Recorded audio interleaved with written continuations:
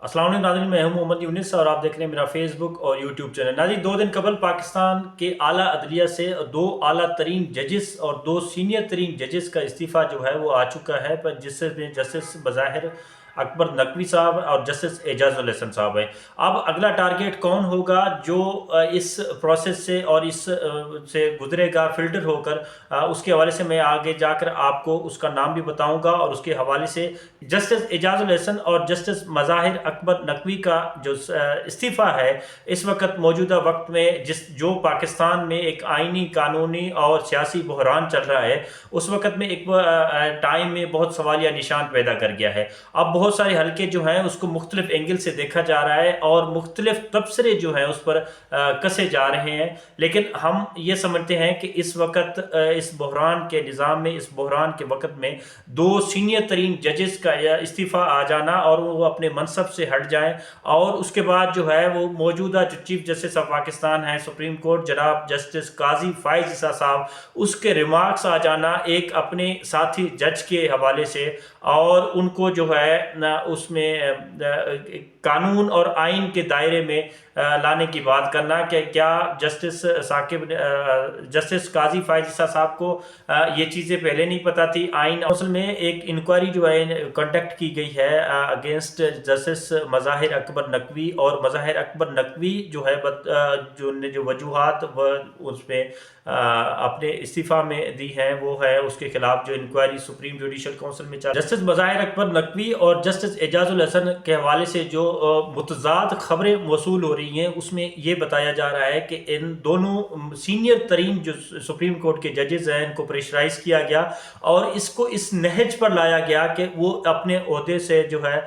وہ استعفیٰ دے دیں، اور ان کے خلاف جو ہے مزید انکوائری جو ہے نہیں تو انیشیٹ کی جائے گی۔ اس حوالے سے ایک کیس جو ہے جسٹس مظاہر اکبر نقوی کے خلاف جو ہے سپریم جوڈیشل کونسل میں انیشیٹ کیا گیا ہے، اور اس کے سینئر ترین ممبران میں سے جسٹس اعجاز الحسن بھی ایک تھے۔ جسٹس اعجاز الحسن پر یہ الزام عائد کیا گیا ہے کہ جسٹس اعجاز الحسن اس سپریم جوڈیشل کونسل کے ممبر ہونے کے ناطے وہ جسٹس مظاہر اکبر نقوی کے کیس پر جو ہے وہ اثر انداز ہو رہے تھے اور ان کو کلین چٹ دینا چاہتے تھے، شاید ان کی اپنی ذاتی وابستگی وجہ سے یا کسی اور وجہ سے۔ اس حوالے سے جو ہے جب یہ الزام لگا جسٹس اعجاز الحسن پر، تو جسٹس اعجاز الحسن جو ہے وہ اپنے عہدے سے استعفیٰ دے چکے ہیں، اور وہ بھی آپ سمجھ سکتے ہیں کہ جسٹس اعجاز الحسن کا استعفیٰ جو ہے وہ کتنی معنی رکھتا ہے پاکستان کے جوڈیشل سسٹم میں۔ اور جسٹس اعجاز الحسن کے حوالے سے میں آپ کو تھوڑا سا بتاتا چلوں کہ جسٹس اعجاز الحسن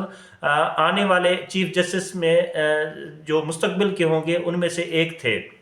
بہرحال وہ ابھی فی الحال ریزائن کر چکے ہیں، وہ ان کا کوئی جوڈیشری میں کوئی فیوچر باقی نہیں ہے، لیکن یہ اہم ترین کیسز کی سماعت جو ہے ماضی میں کر چکے ہیں، چاہے وہ پیناما کا کیس ہو، چاہے وہ اقامہ کا کیس ہو، چاہے وہ باقی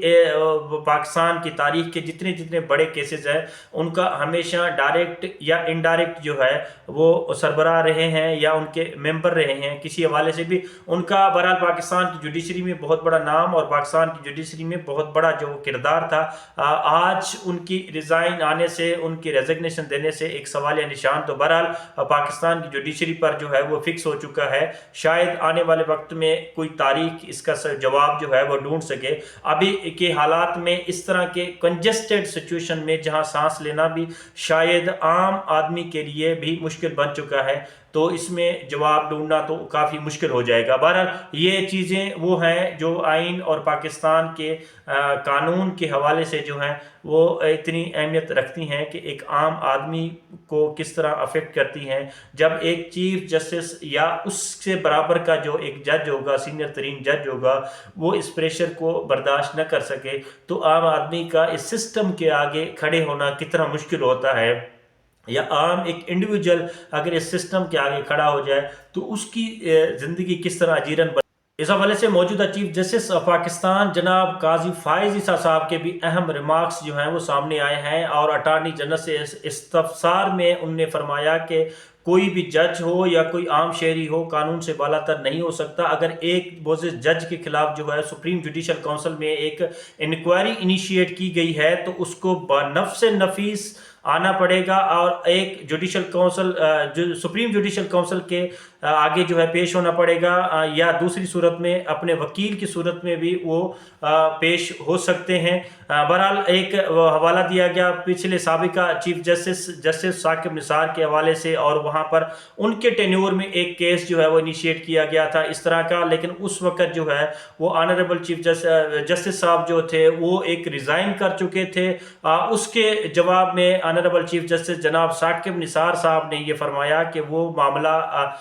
दूसरी नोयत का था, उसमें एक जो सुप्रीम जुडिशल काउंसिल में केस अभी तक उस वक्त इनिशिएट नहीं हुआ था, उससे पहले जो है वो रिज़ाइन कर चुके थे मोअज़्ज़ज़ जज जो थे, तो लिहाजा ये वाली जो एग्जांपल है ये फिट नहीं होती, और आइन और कानून के आगे सब बराबर है। बहरहाल एक अजीब व गरीब जो है फ़िज़ा पैदा हो चुकी है हमारे आइन के हवाले से, और हमारा आइनी और कानूनी जिस तरह बहरान काफ़ी सालों से ये जारी है, ये भी उसका तसलसल है। पिछले कई अदवार में हमने देखा कि जुडिशरी की लॉबिंग और जुडिशरी में आपस की ग्रुपिंग और उनके जो फैसलों के खिलाफ सेट असाइड कर देना, और ख़ास तौर पर जब अगर किसी हाई कोर्ट का फैसला आ जाए तो सुप्रीम कोर्ट जो है मोस्ट प्रॉब्ली 90% उन केसेस को जो है उड़ा के रख देती है। बहरहाल एक जो अवामी